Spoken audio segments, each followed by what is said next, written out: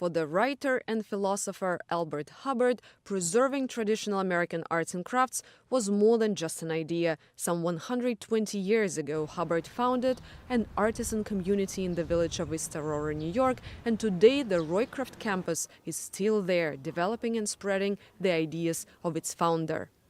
The hands-on aspect makes it feel much more personal, and I think that is conveyed in the pieces that the person does purchase or does use. There is much more of a human touch to it than there is with digitalized.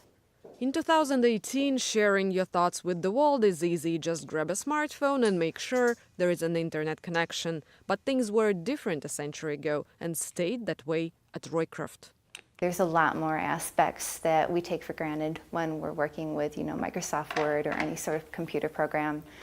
Each letter needs to be arranged. You need to have the spacing correct. The composition has to be just right. Today, Roycroft is home to a printing house, a copper and furniture studio, hotel, and an antique store, to name just a few historic buildings. And although the campus is thriving now thanks to the many tourists coming each year, a few decades ago the situation was much gloomier. Pieces were falling from the buildings. The powerhouse had burned to the ground. It was just this big empty shell. That was too much for art and history lovers. They started raising money for restoration, and sometime and $13 million later, the complex was renovated. But more needs to be done as restoration work and the search for donations and investments continue. And we're looking at millions of dollars. The historic print shop, which we are standing in right now, is going to cost about $10.5 million to restore. But those working at Roycroft believe that the campus is worth every penny. For them, Albert Hubbard's motto, working with the head, hand and heart, are words to live by. The Roycroft is unlike any place I've been.